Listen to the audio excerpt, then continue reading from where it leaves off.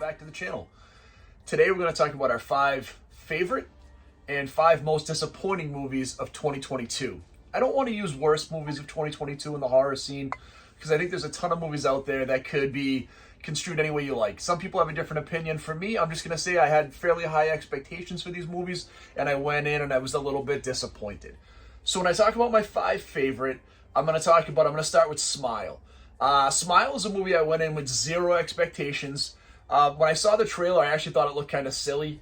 It was one of those movies I thought I'd go in, I'd watch. I'm like, okay, this is fun. I'll get a kick out of it. I'll walk out of it. I'll never think about it again. But I really liked this movie. I thought it did a great job with acting. I thought the lead characters in the movie were great. Sosie Bacon does a great job as the main character in the movie. I think there's some genuine scares in it. There's a lot of jump scares. There's a lot of uneasiness in this movie. And I think from beginning to end, there was a really good sense of palatable unease. I go back to thinking about the original Candyman, where there's just always this, you're always on the edge of what's going to happen next and if something bad is going to happen to these group of people. So I thought Smile did an excellent job, and again, it's actually my favorite movie of 2022 from the horror scene, and it fully exceeded expectations. I went in not expecting a whole heck of a lot from the movie. The next movie I want to hit on is Pearl. Pearl is a sequel to X. I think Pearl was absolutely incredible. I love everything about the movie. Mia Goth does an amazing job. Ty West absolutely crushes this movie. I like it better than X. I think her acting is amazing. The only downside to certain people in this movie is a little bit of a slow burn, but once the movie gets going, Mia Goth does an absolutely amazing job, and I love this movie. Again, it's easily one of my favorite movies, and her performance this year was my favorite performance from an actress this year. The next movie we'll talk about is Black Phone. I love it, a period piece from the 70s. Ethan Hawke. Again, maybe a little bit more of a thriller or a slow burn than a traditional horror, but there's a really good movie, and the young actors in this movie are great. The brother-sister that portray the main characters are amazing in this movie. I think it genuinely is scary. I think Ethan Hawke gives an amazing performance. The thing that lifted these movies up for me this year was actually the level of performances from the actors and actresses, and I think this one is really well done. I think the story is scary. I also think it's the most realistic movie this year, so that makes it scary. Obviously, there's a supernatural element with the Black Phone, but that sense of, especially back in that time, I grew up in the 70s, and as a kid, a little kid, and that's when you started to hear more about kidnapping and these different things. And this movie really has a pretty scary, creepy tone that sits the right way, and I think it's really well done. For me, the next movie is going to be Prey. And again, another movie that might be a little bit controversial. I think this movie could fall into more sci-fi like a lot of the other Predators movies have. But I think this one does lean more on the horror side, and I love everything about it. I love a good period piece if it's told well. And coming through this right now, this time with Yellowstone, I've always liked westerns and stuff set in that that time frame, and they do an amazing job of tying into the trappers, how the predators before dealt with humans, a couple hundred years ago. They didn't have the level of technology because the predators are looking to use their technology, and they want a good hunt. They don't want, just shooting fish in a barrel. So they want, their technology is a little bit different too. And it was an interesting story to think, are they using different technology than what they have? Are they dumbing down their technology to make them slightly more competitive against their prey? So I think it's just very well done. I really like the movie. I think the Predator effects are great. I enjoyed it a ton. I just think it was a really good Predator movie. And here's the thing. I'm probably in the minority, but I kind of like all the Predator movies, even the ones that aren't as good, even like Predator 2 and Predators. I think was pretty good. Or The Predator. Predator 1 and Predators I actually like a lot. Predator 2 I think is fun. Predators, or The Predator, the one from 2018 was okay, and Prey I thought was very good. And my last top 5 movie of the year is going to be X, Ty West's other movie, which is the sequel to what we saw with Pearl, even though Pearl came out after. Amazing movie, great performances, Mia Goth, Brittany Snow, Kid Cudi. Great across the board. I really enjoyed this movie. I think it's a sad movie, and and it tells the parable of aging and how people just handle things differently, and just the change of people as they get older and they struggle with their sexuality and mortality.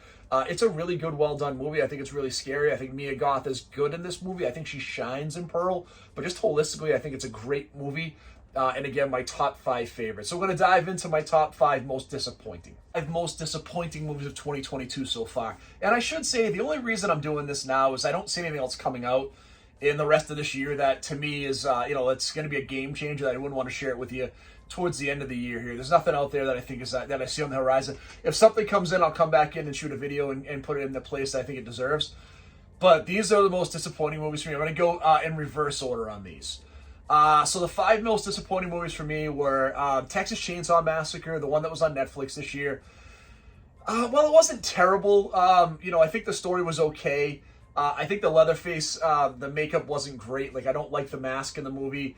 I think the woke piece of it, while I think it ties into what's going on today, takes us out of the movie a little bit. The whole cell phone thing, like, hey, bro, we're going to cancel you when there's a maniac with a human skin mask and a chainsaw in front of you is so dumb. And then bringing back Sally just to have her die off with a different character, it wasn't really good. So again, while this wasn't the worst movie I saw this year, it was disappointing because I had higher expectations. And I would tell you, it was fun to a degree. I would watch it again because it's goofy fun and there's some good kills. But overall, it just wasn't a great movie. The next movie on my list is going to be The Munsters. If you saw my Rob Zombie review, I really like Rob, and I wish his movies would do better, and I wish he would do more with them. And I know this isn't technically a horror movie, but it's kind of horror adjacent, kind of like Prey. And I just had higher expectations for the movie. I wanted a little more out of it. Again, I just didn't find the movie very good at all. I said this in my other review, I actually think Sherry Moon is good in this movie, and she got a lot of bad publicity, a lot of bad press. I don't think people liked her performance. I thought she was the best performance in the movie. I thought the rest of the characters were way too over the top and campy to make it a good movie. So that was disappointing for me. The next movie is going to be Jeepers Creepers Reborn. Again, I did a review on here that said this movie's bad, but just not as bad as you've heard it is. This movie, again, had so much potential, and I absolutely love the Jeepers Creepers movies. Jeepers Creepers 1 is one of my favorites. I think 2 is an outstanding sequel. 3 is not very good, and this falls into the category of not very good, unfortunately. And it kind of sucks because I didn't mind the premise. I like the haunted house premise. I like the haunted attraction premise. It's really let down by some subpar cinematography and effects, which is a shame because I think we're still due for another really good Jeepers Creepers movie. This just wasn't it. Our number 2 most disappointing movie was going to be Halloween Ends. I had this on the Halloween list at 6 out of the 13 Halloween movies. I don't think it's overall a complete failure. I just think from what my expectations were, Halloween 2018 was amazing. The beginning of Halloween in 2021, Halloween Kills, was phenomenal. And I said this in my review for the Halloween movies, and I'll stand to it with this list for disappointed.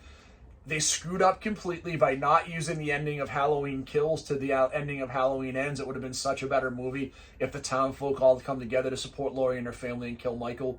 It would just be a much better movie. And this was a different story with, the secondary character of Corey. Again, not a terrible movie. It's just that it had so much potential. So that's why I said this isn't a list of the worst movies. It's the list of most disappointing because I had super high expectations and I walked away feeling pretty blah about this movie as a movie I don't know if I'd watch again. My most disappointing movie of 2022, and it sucks because I love his movies. I liked Get Out a ton, and I loved Us, was Nope. I went and saw it in the theater with my brother-in-law. I was pumped up to see it. The previews looked great. They sucked me in from the beginning. I love a good sci-fi monster movie. I was like, okay, we're going to get aliens, we're going to get monsters. We kind of got both. It just didn't come together for me. I think the storytelling was slow.